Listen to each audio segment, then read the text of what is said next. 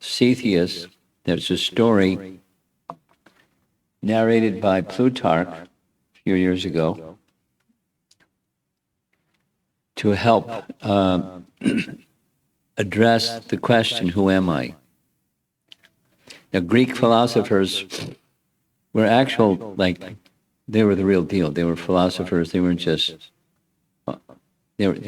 flaky guys. So he asked a question. We'll deal with it.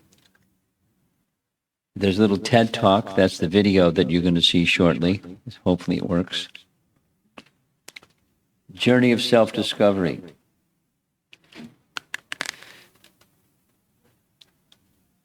Here's the TED Talk.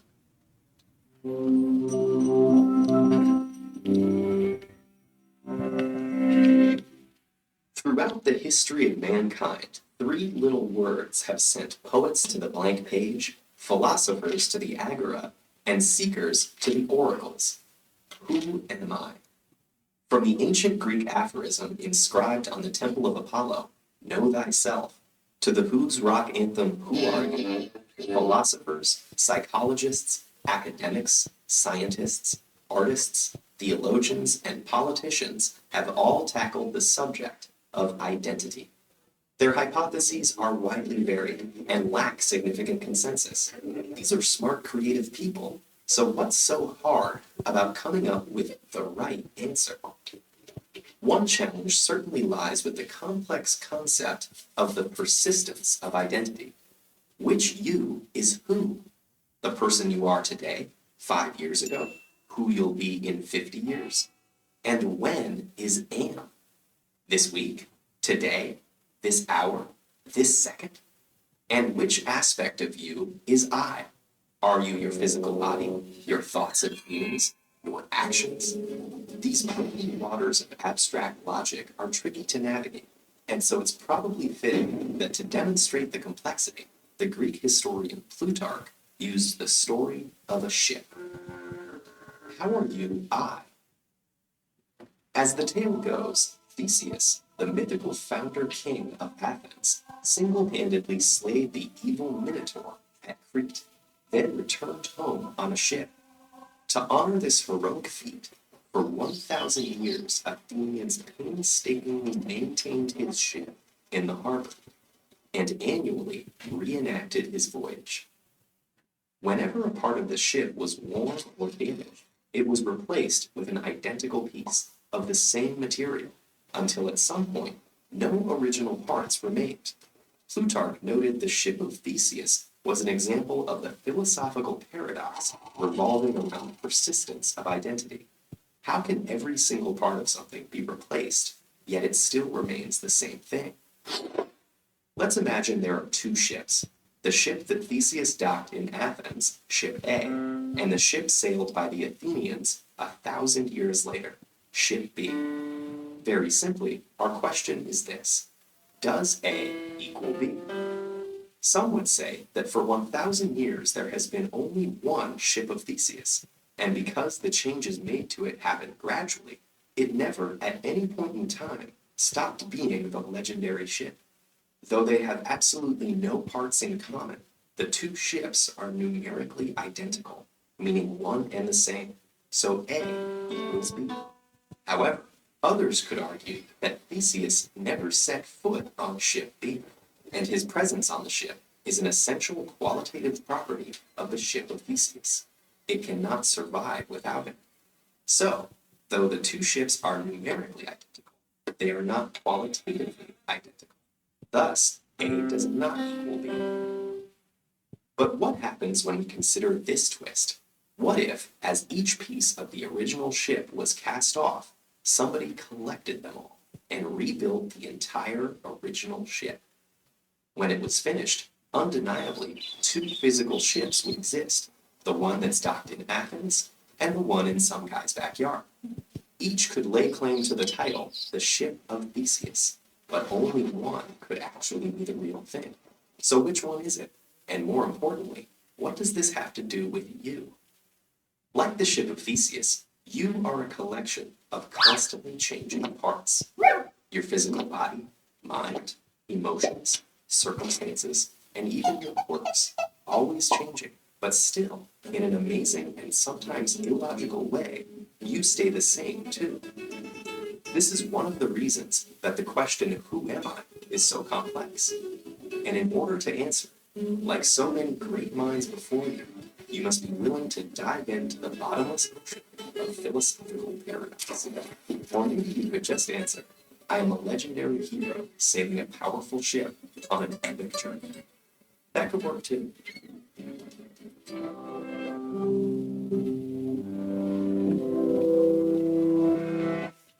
So it's a cute little animated talk, TED Talk. And persistence of identity came up several times in the presentation. So that's the key to understanding the who am I question, because there's the changingness,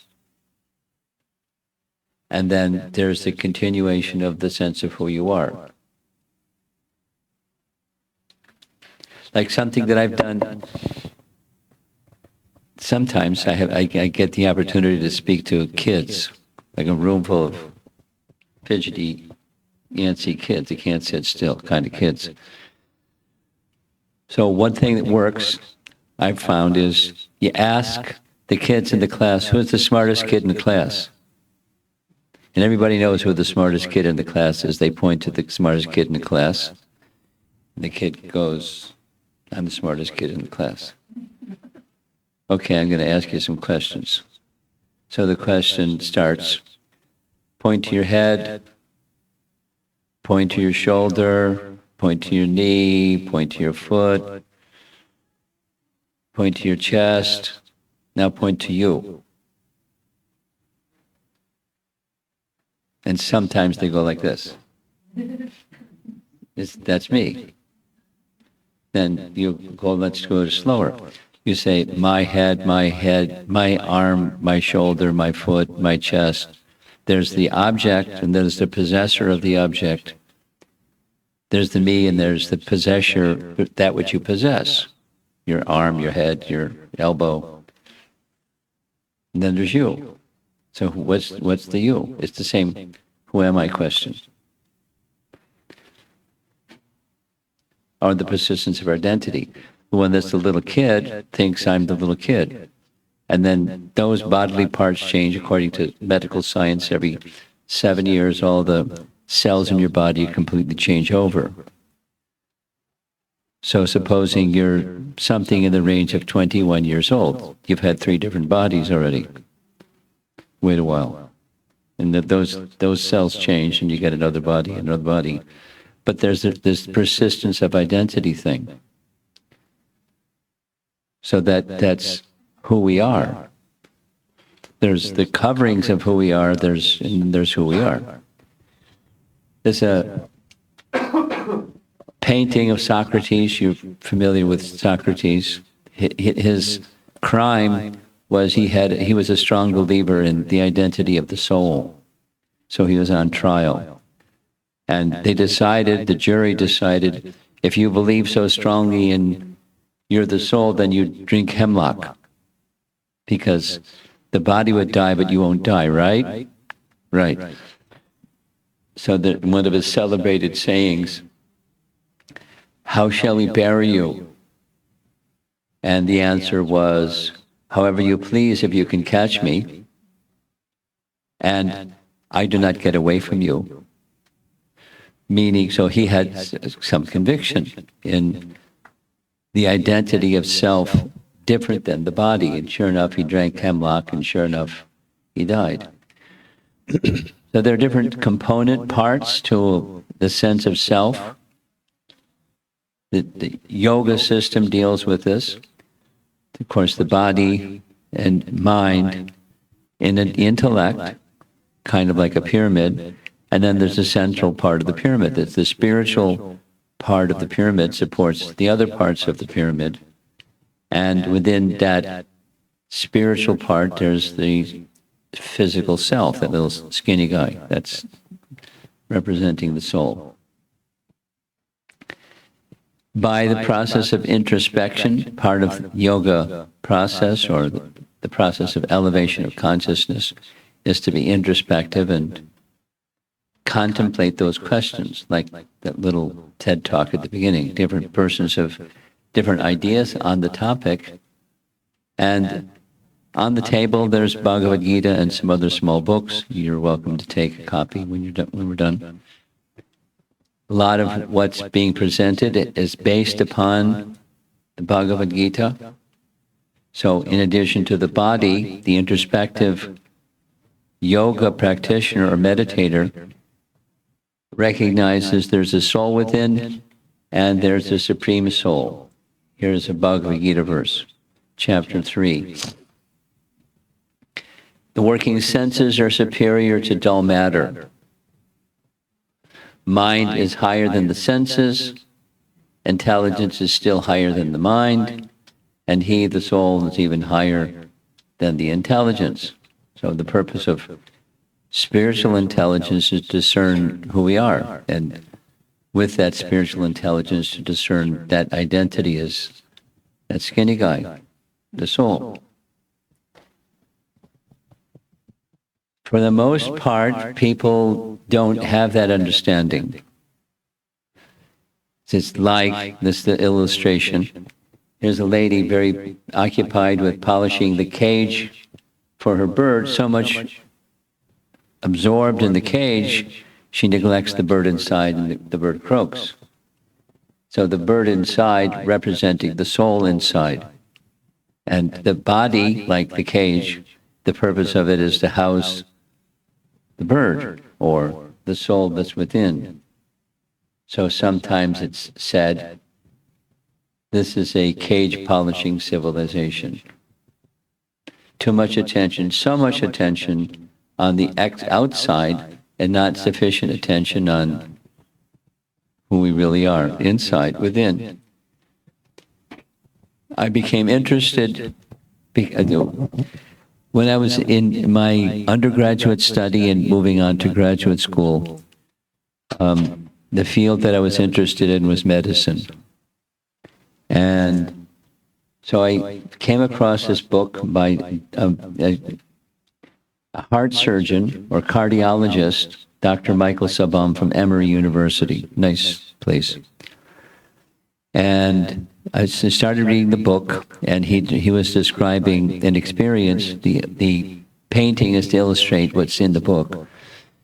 He described he was conducting an open heart surgery, and hooked up to the patient on the operating table was this EKG machine that tells what's going on with the nervous system and what's going on with the heartbeat, and so they could tell if there was an emergency while they're doing their heart surgery. And sure enough, in the midst of the heart surgery, the machine went flat. The heartbeat stopped, the nervous system shut down, and clinically, the person is dead. So they have a procedure. The procedure is they have these electrodes, and in an artificial way, they stimulate the heart to resume beating again as if it was doing it in a normal way. It's kind of like a jump starting a car. And sometimes it works, and which means the patient can live. And that's what happened with this particular case. And after the surgery was over, some while later, Dr. Sabam went to meet the patient. Bedside manner, how's it going? How do you feel? And the patient narrated to the doctor what happened during the surgery. And during the surgery, cardiac arrest means the heart stops. And because the heart stops, blood stops going to the brain. When the blood stops going to the brain, there's no activity in the brain. But the person during that period of time expressed to the doctor what the assistant said to the doctor, what the doctor said to be done. They put the electrodes on the chest, blah blah blah blah blah. The conversation that actually took place at the time that they were dead was reported by the person who, and they said, well, the doctor asked, how'd you know all this? He said, I was watching from above the operating table. And he went on, and when the instrument showed he was breathing again, they took the electrodes away and so forth. So the doctor was in disbelief. Like, what is this? He's a medical doctor, and clinically the person is, for that period of time, dead, and they're brought back somehow. So he asked around, and some other cardiologists had similar experiences, and he did it. So he decided to write a book about it, what some of those different experiences are. It's in his book. And at the end of the book, he came to the conclusion that, I'm reluctant to say this as a medical doctor, but the seat of consciousness is not the electrochemical events in the brain. Consciousness is something else. And it would allude to the fact that consciousness is a spiritual entity that's distinct from the body. When the body is not functioning, that distinct entity still functions. Again, with visual acuity, audio acuity, memory, and things that you associate with who you are. But they were shut down. Which means that there's subtle senses. There's the gross thing on the side of your head, that's the ear, and this thing, the eyeball, but there's the sense of sight is different than the eyeball, the sense of hearing is different than the ear, etc. There's subtle senses, and there's a subtle entity within. So I became curious to see if there's other stories like this. So here's another. School of Medicine, different, the other side of the country, Washington University of Washington. Dr. Kimberly Clark Sharp wrote a book with the same thing, same type of thing. Only in her book, she describes when she went to meet with the patient during cardiac arrest, after cardiac arrest, and they survived. How are you doing? Well, how's it going? How do you feel? Kind of doctor things. And the patient said, during this crisis, I left the body, was floating across the ceiling, went out the window and up 3 floors, and found myself looking inside a janitor's closet, 3 floors up, directly above the operating room. And they described what was in the janitor's closet. They described there's a little ledge outside the janitor's closet that had a pair of shoes, sneakers, with a ripped toe in one of the sneakers and different colored shoelaces. And Dr. Sharp was, what? So to verify, she went to the janitor and she said, can I see what's in the closet? She said, look, this is a hospital, I keep the closet locked. So, but yeah, I have, this is what happens, so I'm asking. So when he opened up the closet, he had just rearranged the closet, and exactly what was in the closet is what was reported from the person who was observing the closet 3 floors above. And then this little ledge, you can't see it from the inside. But from up another flight above, you can see it. So the person was... There was a pair of sneakers on that little ledge outside the window of the janitor's closet. So information passed on by the patient led her to the same procedure. She went and asked other surgeons, and other surgeons reported something similar to her from their patients. And she reached the same conclusion. The conclusion, in summary, the seat of consciousness is not the body. The self is not the body.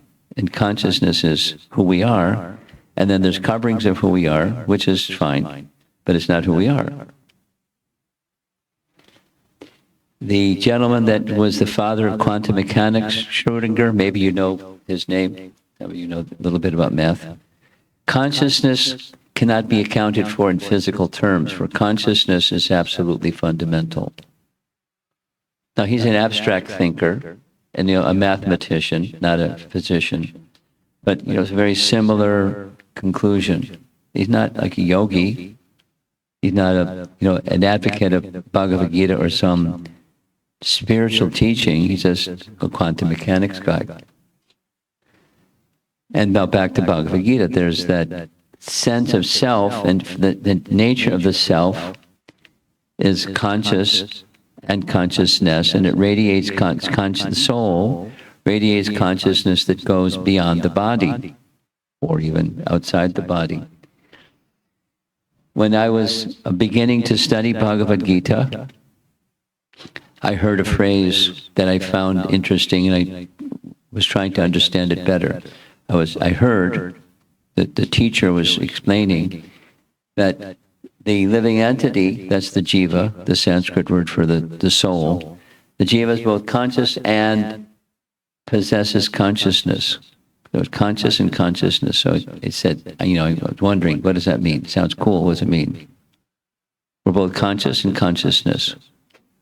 So I read further, and I came across a nice text from the Upanishads, which is a very ancient part of Vedic text, and it was saying in very terse language, just as a lamp illuminates both the room and the objects in the room, like pots and plates, so similarly the living entity spreads consciousness, pervading space. So we're conscious, like the lamp. There's light and heat, and that light and heat spreads throughout the room. Maybe less further away, but the light that's in the room comes from the lamp. And the consciousness that we're situated within the body, but we can be conscious of, the sound of the air conditioning unit in the room here. And anyway, consciousness goes beyond the body, is the point. So we're conscious and consciousness. Here's another example. There's a nice fellow, Chinese fellow, and he has a friend. And his friend, they have some points in similarity. They're both Chinese. They both have a nice little beard. And aside from the similarities of the body, he's got a spirit soul within. And this fellow has different colored one. Spirit soul within. In addition to the spirit soul within, according to Bhagavad Gita, there's the identical form of the Supreme Soul that's within the heart of both men. Not only both men, but anything that's animate. A little bug, or tree, or bird, or you name it. It's anything that's alive. There's a soul within, and there's a Supreme Soul. The system of yoga is the soul to turn attention to the Supreme Soul. That's yoga. By meditation, by other processes. And in that way you can have, according to the Vedic text, one can have a soul-to-soul relationship, not just a body-to-body relationship. A spiritual relationship. I like graphics, so here's a graphic. This is an eggshell. And emanating from the eggshell that has a little crack in it is some light, because there's light within. When the crack is there, then it goes without. And the idea that consciousness extends beyond the seat of consciousness within. Now the next one is this eggshell got a little bigger crack, and the light spreads further. And eventually, by the yoga process, the seat of consciousness, or by out-of-body experiences, they've got an acronym for it, OBE. Out-of-body experiences, the body is one thing, and consciousness is another thing. Or by yoga process. We have a body, but it's not who we are. And self-realization, back to the initial slide, the journey of self-realization is to recognize who we are. And there's very simple procedure or yoga practice described in Bhagavad Gita to realize that. And just another point that's differentiating us from the body or the machine is consciousness. There was a period of time I didn't travel as much as I do now. I was mainly based in one place in New York. So I got this idea. So I built a little machine, set it on the desk. So like, the plexiglass thing, very similar to what this looks like. And at the top, there was a little button. You press the button, people in the audience could see the light shines. The light would shine on a light-sensitive wafer at the top of a light machine. And the light-sensitive wafer would detect, I see a light, and then a little ticker tape thing would print out, I see a red light. Pretty simple. And every time you press, I see a red light, I see a red light. So you can get a response that says, I see a red light, but where's the experience? Or the conscious experience, the awareness of light and seeing the red light. So there's a difference between the mechanical response and the actual conscious experience. That's what this little light machine was meant to display. You can make a machine that reports, more sophisticated than a little ticker tape. It can make a sound, and it can sound just like it. It sound like a little funky recording, or it can really sound like a person's voice. That's, robotics. Just a sophisticated version of this little simple thing. So behaviors are not who we are either. Speech, recognition, you can make a machine that does all that. But where's the experience of consciousness? That's another thing. Some scientists have gone to the trouble of analyzing what are the elements constituent, the makeups of a human body. And this is what they found. Enough iron to make 6 small nails, lots of carbons, 900 pencils, in case you wanted to make some pencils. Enough sugar to sweeten 10 cups of coffee, potassium to fire a toy cannon, and lime and fat to make 7 bars of soap, phosphorus to make 20 matchboxes, water to fill a 10-gallon tank, and a few other things, trace elements. You put it all together, you get $20 worth of ingredients. So the body is worth the $20, or what? Or here's an automobile, BMW. I don't know what the cost is. $50,000, I don't know. What BMW cost these days? 75,000, who knows? Whatever. Yes? 75. I'll change the number. Or the $20 friend. But the friend isn't just the body. The BMW is just the machine. But your friend is not just the $20 worth of ingredients. It's the soul within. Another nice graphic I like is that fellow with his back to us, that's me, or us. And on the left, there's birth, on the right, there's death, and in between is life. So what goes in that space? No, you're a college student. So one thing you could say, you have a major. It's one of the things that when you meet somebody, you ask, what's your major? What's your career? What goes in that space? For me, I was in pre-med on my way to become a medical doctor and da-da-da-da. That's who I am. So, a math and science major on my way to becoming a doctor. So in terms of education or career or, I'm a person that does exercise. I'm a person that plays violin.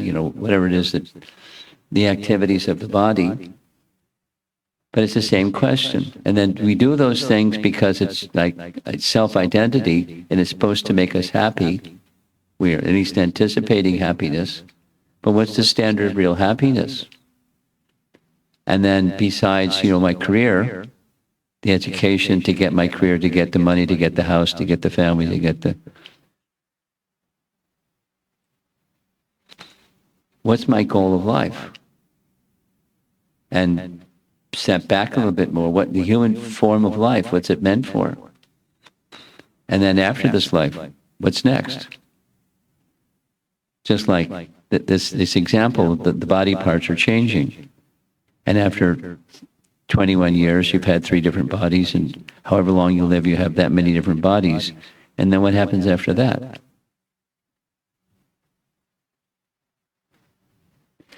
Maybe you don't know, but there's a principle, a karmic principle that says you do something good, you get a good reaction. You do something bad, you get a bad reaction. You do things both bad and good, you get a mixed reaction. And then that continues after this life, the unfulfilled reactions. You get another body with another go-around.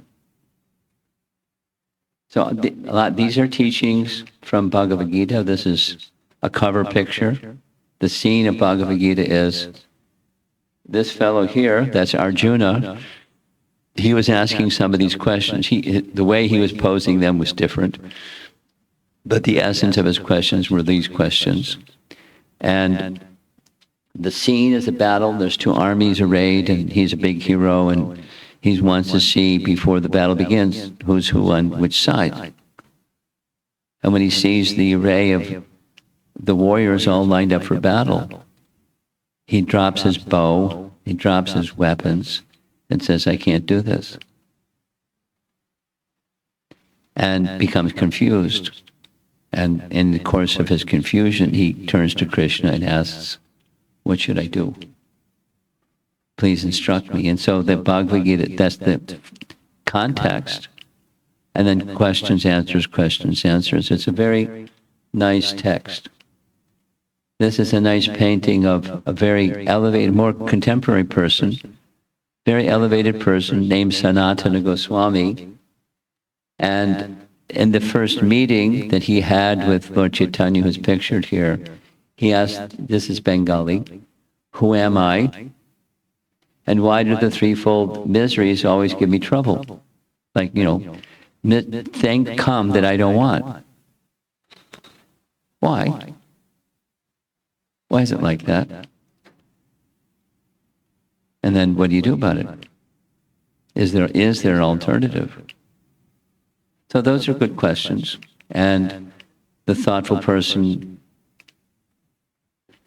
at least makes an attempt to get answers to those questions. The purpose of this little presentation, because I'm done, the purpose of the presentation is to provoke thoughtfulness, the who am I question, like Plutarch did so long ago. And like this young girl in Beijing, I was really surprised. I mean, there's so much wisdom literature in China. Why do they go read Greek philosophy? But they study Greek philosophy in their philosophy class. Ship of Theseus. It's the same purpose. Stimulate the young minds to ask the question. That's what I'm trying to do.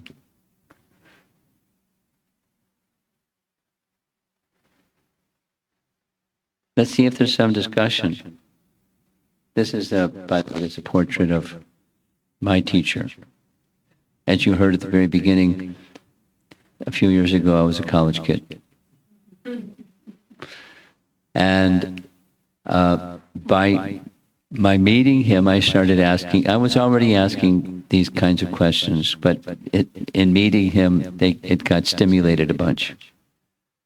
And I didn't have answers, but the questions led to more questions, led to more questions. And I wasn't obsessive about it, but I was kind of relentless. I wanted answers.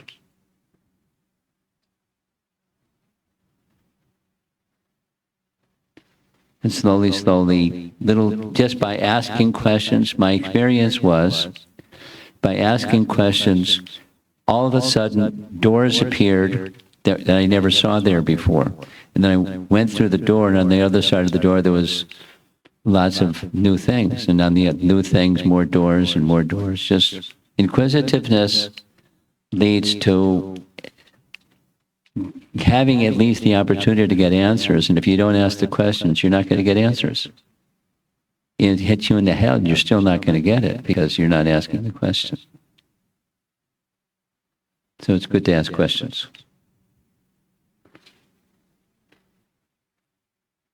Spiritual questions. Brahma Jigyasa in Sanskrit. It's the nature of that which is the source of everything. What is that? Because I'm part of everything. What's that source that I'm part of? What's that higher reality that exists, but I'm too busy being successful to be in touch with what that higher reality is, or at least trying to be successful. Modern life. Yeah. I had not heard of the distinction before between the self and the super self. You're curious. It was oh yes, thank you. It was an interesting distinction, and I'm wondering, is the relationship between the self and super self more one of communication or imitation? Well, it's the function of the super self in Sanskrit is Upadrashta and Anumanta. Upadrashta means he's the witness, and then he sanctions. Mm-hmm. Because in addition to sanction, how does he sanction? Because he controls the material energy. And if it's yes, it's he says yes. If it's a no, he has said no. So he sanctions, or anumanta, permits. So I have a desire. I want to enjoy. And so there's the observer within the heart. Side by side with me is this other entity, and he's observing what my desires are, and he may sanction. But sanction is according to, there's principles. My past karma, good or bad or mixed, that's one of the criterion for sanctioning or not. And guna, or that's the mode of nature. Supposing I live a life of goodness, I have a longer leash. Motive, passion, shorter leash. Mode of ignorance, really short leash, but I'm always on a leash. Just like people walk their dog. It's on a leash. Sometimes a long one, sometimes a short one. But he's on a leash. When they go outside, just like a law. Well, I don't know what the laws are, but it must be a law because people have leashes on their dogs. Because they might go and bite somebody or something. So we're not unrestricted, but that's one of the criterion, is the mode of nature that I live by that determines the amount of freedom that I have. It's not unlimited freedom, but the degree of freedom on the leash is of different length. So that there's permission, sanction, or upadrashta in Sanskrit, permitting, and based on two criteria, guna and karma. Karma, everybody knows that one. Guna is similar, it's the mode that I live by. You could say personality, type, good, in these three categories: good, passion, and ignorance, and mixed. Could I ask a follow-up? Yeah, go ahead. I have a particular interest in asceticism and the willful sort of deprivation of certain goods that might be like common in society. That would seem to be, how's it best put? these terms are new for me, so you will forgive me for. I'm cool. Yeah.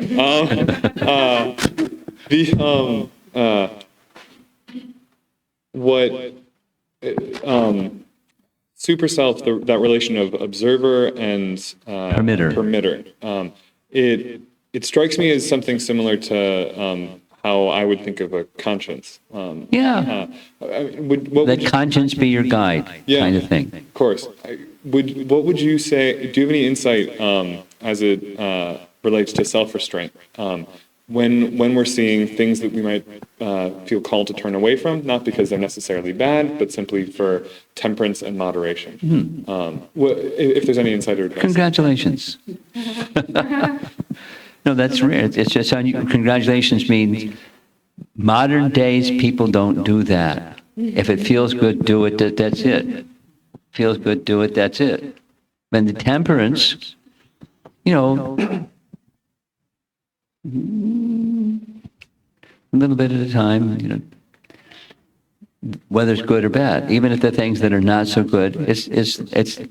When I was little, once upon a time I was little, and in my home there wasn't alcohol, but there was this temperance thing. A little bit. I was watching, the adults do the temperance thing, but sometimes they wouldn't just do the temperance thing. They'd indulge a little bit more than temperance. But although they knew it wasn't good, I mean, that was a fun. Some people don't have that sense, but the family that I grew up in, there was a sense it's not good. But then in church, wine, it's symbolic of something, but it's not. Don't take a big bottle, just a little cup and wine and bread. Temperance, symbolic. So,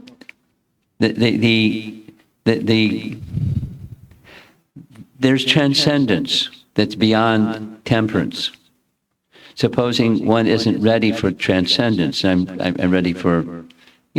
Control of the mind and senses, to some degree. That barometer moves as time and circumstance moves. So, but it's a principle. And the intelligence, where does the intelligence come from that says, temperance only, please? That's super soul or super self. The source of intelligence of the intelligent is super soul. He says it's right in Bhagavad Gita, and the intelligence of the intelligent. Now, then there's people that don't have very much intelligence. So it's not like super soul checked out. They checked out on super soul. And so the signal is there, but they've got their receiver off or way down. That's the mode of nature. Our culture certainly doesn't seem to, by any means, it seems to lead people into excess much more easily than it leads people to temperance and moderation. Yes. Yes. Well, yeah, I think, I don't know. You're doing great. Keep going. I won't hog the mic for any longer. Let's see if anybody else has something to say. Yeah. It may not be. Yeah, okay, good. Hello. I have a practical question. How do you go about finding a reputable spiritual teacher within your chosen mode of practice? That's a good question. Well, I can give a textbook answer, but then there's the subjective part. The textbook answer is a little bit like his question. The intelligence will be given to those who want it, or the biblical teaching: seek and ye shall find. But that seeking needs to be genuine. And when your seeking purpose is genuine, you want just like a teacher, a charismatic somebody or other that talks nicely and, but It's the real thing. So that's what you're asking. How do you find the real thing? It starts with a sincere inquiry. And then you have, there's some, from a prompt from that same super self that says, or it may just say, I'm not sure. You may say to super self, I'm not sure. I went through that. So I have direct experience. And, there's lots of, and then when I was in college and asking all these silly questions, I found a lot of answers. A lot of people with, waving their arms saying, I've got answers. And I felt like a kid in a candy store, sampling this and sampling that and sampling that, and started getting a stomachache. So I had to be more selective. That's once, the stage of, now how do you be more selective? How do you find, it's in that store somewhere, is which are those ones? So then there's a responsibility, you, I, the seeker, has a responsibility to go to standard wisdom texts and become a little familiar with those standard wisdom texts. And in those standard wisdom texts, the answer to your question is found. That is, what's the Sanskrit word is lakshana, or characteristics of a self-realized soul? One of the things is they only speak what's in the wisdom literature, that they only speak the words that the Supreme Lord speaks. They're speaking, and their actions are the same. They're not say one thing, do another thing. They say what they do what they say, and what they say and what they do is matches. There's an alignment with the Supreme, the teachings from the Supreme or of the Supreme, and that's their life, and it's consistent, there's always alignment. I'll give an example that I went through. Once upon a time, I was in college, and there was a yoga teacher who was doing the college circuit. Maybe you've heard his name, I don't know. Richard Alpert was a Harvard professor.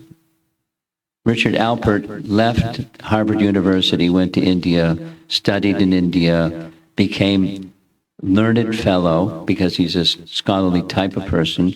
He receives a spiritual name, and he came back to America teaching teachings. And he's a good speaker and, charismatic fellow and, brilliant, et cetera, And a lot of the things that he said sounded like, but they weren't, I found out later, just by knowing what the text says. And so he started saying things that didn't match what the text says. And he did it in a clever way, so it didn't like in your face.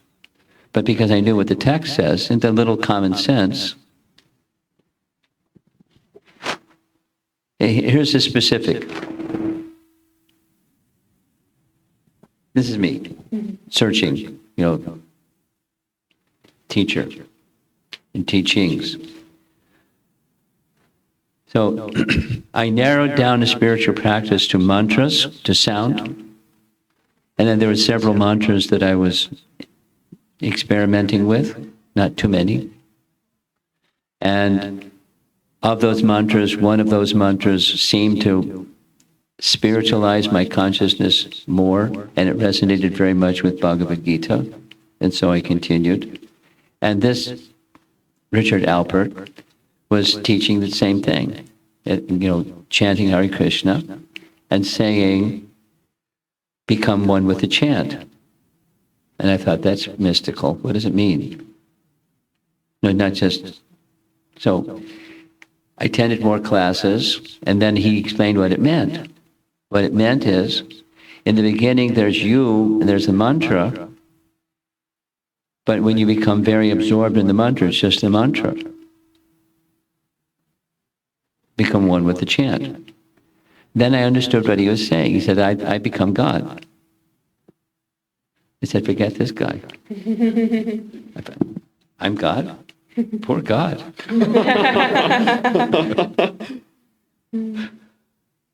So I checked out. Didn't check out of chanting mantra, didn't check out of the message of Bhagavad Gita, but a rendering that's not in alignment with what Super Soul told me. I'm not God. Excuse me, but I'm not God. I'm seeking, but I'm not God. And the text. So it's the combination of the supreme within and without, and with alignment in the life of that person. It takes some time. It starts with sincerity of inquiry. Genuinely, you want something genuine, not just something that's in the ballpark or cosmetic. You want the genuine thing. And then you become familiar with Bhagavad Gita or other wisdom, I call it wisdom literature. Then you can understand the tradition or the wisdom it stands over generations and generations and generations and generations, and it's always the same, and it's always the same. Time and circumstance change, but wisdom doesn't change. Can we fix that ring? Yeah, good. And then, the seeking you shall find. Thank you. Okay. Ladies, any? Okay. Can it be about anything? Huh? Can it be about anything? Yeah, anything you like. Recently I was just, I've been, contemplating like a higher spiritual power. And one of the biggest qualms I think that I have is if something out there is all powerful in like a way that we don't understand, everything must be predetermined. No. No. Okay. No. Should I respond? Yeah, sure. Oh, okay. Ideally. There's karma. So supposing I do an act of kindness for others, and I do it a bunch. So that kindness is going to come back. Mm-hmm. But that's on the physical plane. Good and bad. I do mean things and break the law and beat people or stuff like that. Abuse strength. Then it's going to come back. So that's much is determined. But how it's going to come back, and can that come back, both good and bad, can that change? Yes. It's not predetermined. There's laws within the physical laws within the physical creation, and the laws hold. And then there's transcendence. Is it predetermined that I'm going to become a self-realized person? No way. It had, back to her question. If there's a sincere desire, I don't like this being covered thing. And there's a high reality. And I want to connect with that high reality. It's not predetermined You do or don't want to connect? So assuming that I do, it's not predetermined that I'm going to make that connection. I've got to take a couple of steps. Well, I guess It's not predetermined. In my mind, maybe, to this higher power, it's predetermined. We just don't understand that. But the higher power, back to his question, the super self, there's the encouragement from the higher consciousness place, the higher consciousness person within. Please be in this nice place of happiness with me. Thank you very much. Well, let me think about it. And I've got all these other projects going on. So then there's the witness and the sanctioner. Okay, you're busy playing with your toys. Okay, play with your toys. And I'm still here whenever you're ready. But I guess... It's not predetermined. So does this higher power know everything? Oh, yeah, omniscient, but it doesn't twist your arm. But I guess if they know everything, how could they then not know the future? Oh, they know the future, but they don't, you don't. Yeah, exactly. So it is predetermined. I just No, can't see it. No. Okay. Omniscient. Supposing, I jump out the window. Yeah. It's not predetermined I'm going to jump out the window. If there's the law of gravity, I'm going to fall. Or okay, I guess in my mind, I see it as this higher power knows whether or not you're going to jump out the window. And you might think you're making that choice in that moment, but because this power knows everything, they also know what's going to happen. Well, they're knowing and you're doing aren't necessarily the same thing. No. Okay.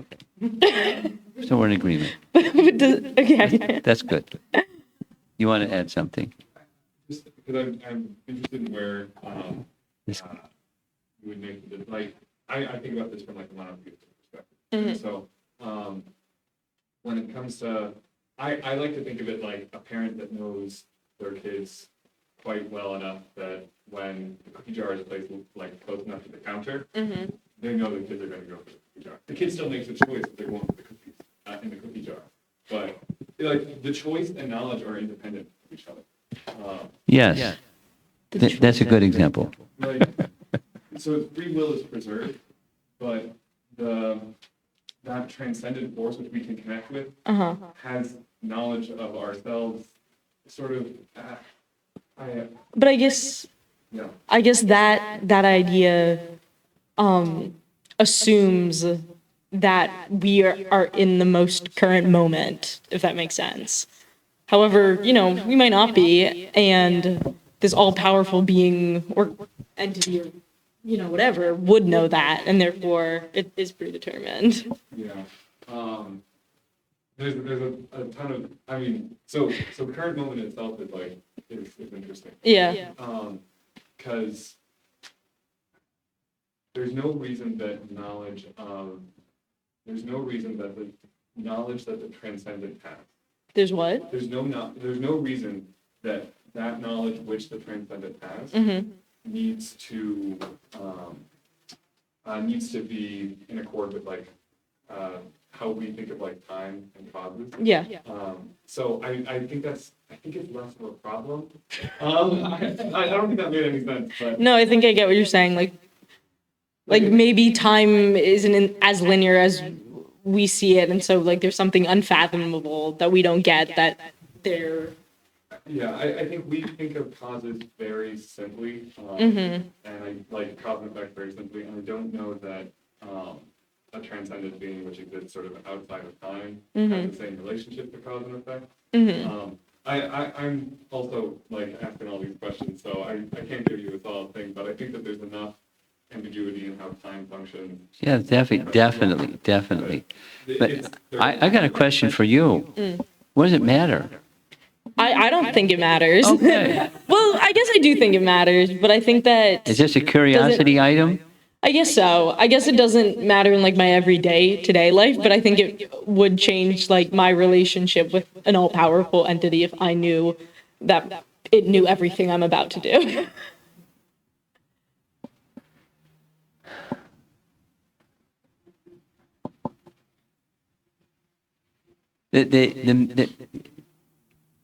What along with that statement that you just made, there's the fact that I like his language, the omniscient transcendent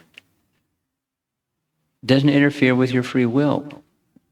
I guess it feels like free will no matter what. So, no point in sweating that, right? However, I do think that if you believe in something that's all powerful, it would then also have the power to know the future, and thus things Yeah, are okay, predetermined. but many persons that go down that path try to hit the delete button with free will, meaning it's predetermined. So I can think I have some choices, okay, but really I don't have any choices because it's predetermined. So I'm like a zombie. I'm this non-entity that thinks I'm making my free will choices. But sorry, Charlie, you're not making any free. You're just living out the destiny that the omniscient knows you're going to do. I don't have any free will at all. Just going along for the ride. Row, row, row your boat. So you have free. That was what my take on what you're saying is, in this space where we are, in the moment space, and I'm making decision jump out the window or not. That's a free will choice. So Now, the omniscient may know, but they don't interfere with my free will choices. So they're both operative at the same time. I guess I feel like I just have a hard time thinking that it's both free will and predetermined. Okay, well, you're saying predetermined, and it's not. Omniscience is not. Okay, you're going to do like your robot. It's predetermined for you to jump out the window, so time to jump out the window. And I'm going to prompt you from within until you jump out the window because it's predetermined you're going to jump out. You don't have any free will, lady. That's not so. It's not so. It's not so. I mean, he said it nicely, very nicely, but it's not so. It doesn't nix free will because somewhere somebody knows, the omniscient knows the choices you're going to make, and therefore I don't really have any choices. Well, it feels like you do. Okay, well, that's not so. Okay. There's a relationship. You have to. It is a question that goes in a different direction. Hey, I'm ready for a different direction. Yeah. So I guess lately the big question that's been like bothering me a lot that I haven't really found a way to resolve is I've been thinking of, generally it's my understanding that the way, like the proper path of return is kind of in opposition to what your body urges you to want. Does that make No, it doesn't make sense. It does. Is it my wording or? No, because urges of the body are not necessarily good or bad. It's not necessarily the urges of the body are to be over. Let's say eating. Well, yeah, eating isn't bad. Okay, but that's an urge. Well, but then what if you have an urge to eat too much? Okay. Or That's different. Okay. So Where's the let's difference? qualify. Let's qualify what the topic that you're bringing up. How do you deal with urges? That's your question? That's the topic? Not exactly. No. I guess. What is my question? Oh, now I have to think. Darn it. Shoo. Wow, thinking. You might have to come back to me now. How can you tell the difference between what is a super self is saying something or thinking something? Kind of. You really might have to come back to me. Okay, we'll come back. Thank you. You remember that pyramid thing? There's the body that was, the triangle at the top, and then the mind. The mind has emotions, along with thinking, feeling, and willing. I love something. I dislike something. Someone was insulting, and I have these things going on in my mind about those insulting things that were said or done. And then there's the intellect, and then there's so there's needs at different levels. And the goal of self-realization is to be fixed on the individual who I really am,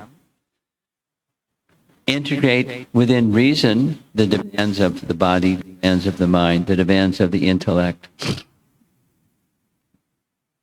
But driving the machine is the self, the needs of the self. They're like the lady with the bird in the cage, and she's polishing, but neglecting the bird in the cage.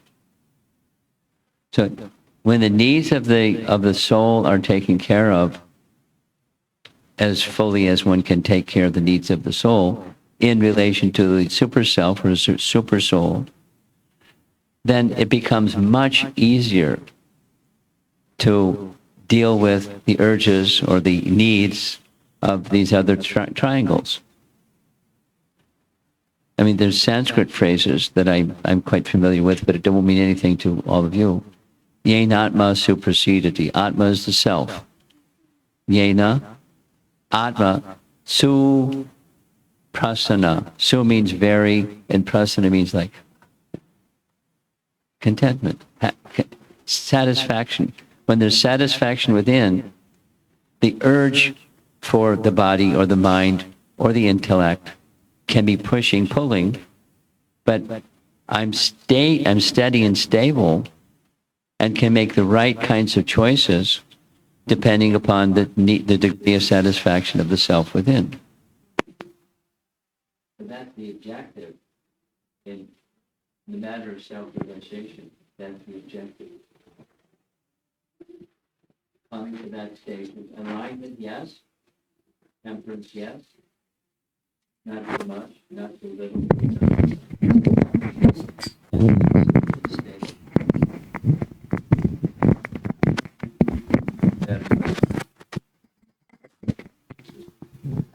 I can be steady and stable because of the contentment within. Then it gives strength to the other triangles, the other parts of the self coverings. And I suppose the way to become satisfied within would be by following whatever your spiritual practice is diligently. Yeah, it's just you find the right ones, the right teachings with the right teacher, and you stay with it. You know, you brush your teeth every day. Sure do. Most of us do. And then that's, for the oral hygiene. Then there's other, the physical hygiene. And then there's the spiritual hygiene. And you find those principles of, different traditions speak them, exhibit them in different ways, but it's the principle of cleansing the heart, cleansing the coverings of the soul. And when the soul becomes uncovered, then it's prasanatma. There's joy within. And that joy then radiates into the other areas of the coverings. And I'm feeling satisfied regardless of whether it's this or that. Yeah. He's got something.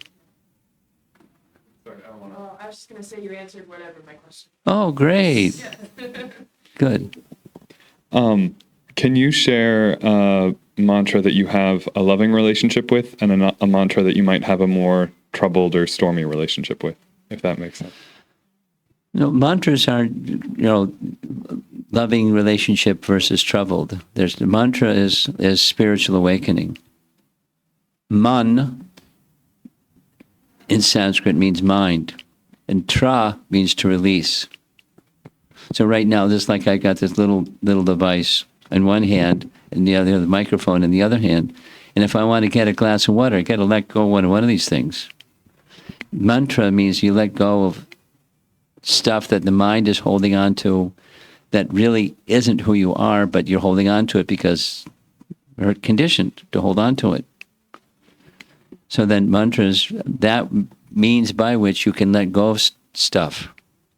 And then you got a clean slate. And then in the clean slate, you can more readily see who you are. And awakens who you are at the same time. It releases and connects. So so there's not a mantra of the second kind. Well, is it all right to ask them to rephrase? What mantras do you a particular mantra that you find is reliable and maybe not very successful? Not successful? Reliable but not successful? No, I don't know any of those. Sorry. One that is like two separate mantras. One which you might consider reliable that you turn to often. Yeah. One mantra which you A little esoteric? at least is more challenging. Yeah. That's Yeah. Okay, so there's just keeping it simple. There's a mantra that doesn't require formality. It's anyone, a little baby, person in the street, doesn't matter. Anyone can chant this mantra and gets great benefit, and that's reliable. Then there are other mantras that are, that's the graduate level. From purification, purification, purification, one may then be given another mantra, Gayatri mantra, or mantras, plural, that are a little more subtle and a little less easier to enter and to access. They're reliable, but they're, graduate school. And so it takes subtle intelligence and subtle purification to be able to appreciate them. Although they're absolute, they're all good. But to enter into the mystery of them, it's little. You have to have some qualification. You do the undergraduate before you do the graduate. So yes, there are such mantras like that. Would you be able to share one? Well, the first one, yeah. So there it is. You've heard that one, yeah. So it's found in the Upanishads exactly as it's here, and it's a standard mantra specifically for this particular yuga or age of mankind that anyone can access, and it can be done as shown in the picture with beads or without beads. Just say the mantra and hear the mantra. And,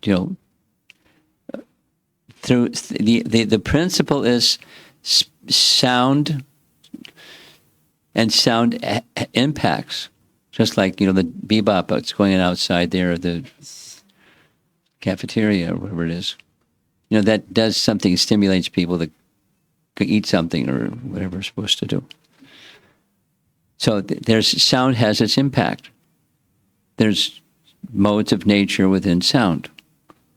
Elevating, passion, ignorance, sounds. And then there's transcendental sound. So this is a transcendental sound that acts directly on that central spiritual entity, but it also affects the mind, intelligence, and the body. It has its effect. So that's the general one. So there it is. Look behind you. There's a question. Hare Krishna. Hi, Krishna. So I've seen a few, Thank you for coming. of course. So I've seen a few instances recently where friends of mine who've lived their life spiritually, done very good things, but But? hardship happened to them out of external factors. So how should we think about that? When bad things happen to good people. Hey, that's a classic.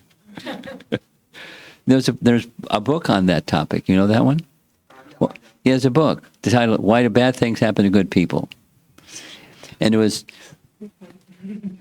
you know that one? No, I said that's to the point. This particular book with that particular title was written by a Jewish man, and the conclusion is God sometimes makes mistakes. That's it. That's his conclusion. And then there's another take on why that happens. Why that happens is there are different explanations, transcendental explanations of why something like that happens, besides God made a boo-boo. One is there's residual stuff back there, some tendencies that I have back there, way, ancient tendencies, vasanas in Sanskrit is, tendencies to do, stuff that's not just temperate, but it's like off the chart. And there's a tendency. Who knows? In some past life, I was a thief, and so in this life, there's a tendency. I don't steal because I know it's, but there's a tendency. So get rid of that. Even the root tendency. Sometimes there's an ordeal to burn to the root that tendency. Sometimes that's one possible reason. And then there's another nice possible reason, and that is if one is deprived of the sense of material comfort, what do you take shelter of? The virtuous person takes shelter of transcendence, because that's the real shelter. The temporary is not a place of shelter. Anyway, even if things are going along smoothly, it's not a place of shelter, because wait a while and the smoothly become bumpy. It's just the nature of the place. It's by design, it's like that. So let me learn to take shelter of transcendence, whether it's bumpy or smooth, whether things are, there's good fortune or ill fortune. And so there's different ways of dealing with that. The spiritualist way of dealing with that is to take shelter of the transcendence, because that's where I belong. And when that contentment is there, it's okay. I'm going to tell a little Chinese farmer story. It's a nice one. This person, the Chinese farmer, wasn't a yogi. He was a Taoist. You know what Taoism is? Okay. So the story goes like this. Once upon a time, there was a Chinese farmer, and he had a horse. And the villagers came to the Chinese farmer and said, "Oh, good fortune, you have a horse. So you can plow your fields much more easily than the rest of us that don't have a horse." And the Taoist Chinese farmer said, "Good fortune, ill fortune, who can say?" Some time passed, the horse ran away. And the villagers came and said, "Oh, what misfortune, the horse ran away, now you have to plow your fields like the rest of us." And his reply was, "Good fortune, ill fortune, who can say?" Some time passed, the horse came back. And not only the horse came back, but with a bunch of other wild horses along with the horse. And the villagers came and said, "Now, wow, look at this. How fortunate. Now you can plow your fields much more easily than the rest of us." And his reply, "Good fortune, ill fortune, who can say?" Sometime later, his son was training one of those wild horses to plow the field, and he fell off the horse, broke his leg. The villagers came and said, "Oh, what misfortune. Your son broke his leg, and now, he can't even plow the field at all." And the farmer said, "Good fortune, ill fortune, who can say?" And here's the punchline. Then the Chinese government went to war. They had a conscription act, and all able-bodied men between this age and that age have to join the army. And they came, and the son had a broken leg, so he didn't take him off to the army. So the villagers came and said, "Oh, what good fortune, your son had a broken leg, so he didn't have to go to the army." And the farmer said the same thing. Because he was a Taoist. The Taoist means you go with the flow. And transcendence means you go to the transcendent. You go to that super self, make a soul to super self connection, and feel contentment in that place of the natural place, the eternal place, not temporal, because time changes things externally. So that doesn't change, that which doesn't change. It's back to this who am I thing, Plutarch. There's the persistence of identity and the persistence of the supreme identity that we're connected with eternally. We just checked out. And so we're kind of zooming around looking for happiness. Maybe it's this, maybe it's that.